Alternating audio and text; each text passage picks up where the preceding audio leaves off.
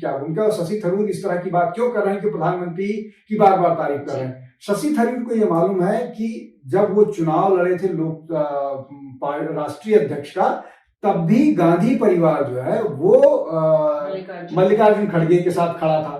तो अब भी इस मामले में वो केसी वेणुगोपाल को छोड़ करके शशि थरूर पर नहीं आएंगे। तो उनके पास ऑप्शन क्या बचता है, या वो एमपी बनकर के संतुष्ट रहें, या अपना पॉलिटिकल एम्बिशन है। और हर व्यक्ति का पॉलिटिकल एम्बिशन होता है कि जिस प्रदेश से वो आता है वहां पर उसको मुख्यमंत्री पद की अगर जिम्मेदारी मिल जाए, और तब जब उसके पास बहुत मौका है इस चुनाव में।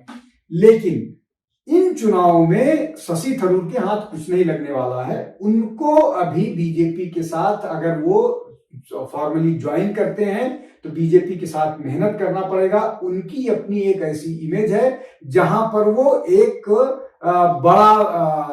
बड़े वर्ग को अपने साथ ले आ सकते हैं। सेक्युलर इमेज है, इंटेलेक्चुअल इमेज है, और इस तरह के लोगों को केरल में पसंद किया जाता है। तो अगर बीजेपी काम करती है, और बीजेपी 54% हिंदुओं, 54.55% के आसपास, 54.45 के आसपास हिंदू हैं, और लगभग 18% वहां पर क्रिश्चियन है। तो अगर ये 55 और 18 का गठजोड़ करने में शशि थरूर 4 साल 5 साल मेहनत कर सकते हैं, तो बीजेपी को कोई इस बात से गुरेज नहीं है कि उनको मुख्यमंत्री प्रोजेक्ट करके चुनाव लड़ा जाए। इसलिए कि अभी बीजेपी में चाहे वो अभी जो मिनिस्टर हैं, नहीं पवन कल्याण तो दूसरे, वहां पर उनका नाम मुझे ध्यान नहीं आ रहा है, जो फिल्म स्टार है, केंद्रीय मंत्री है, वो अकेली सीट जीत करके आए हैं इस बार, केरल से खाता खुला है।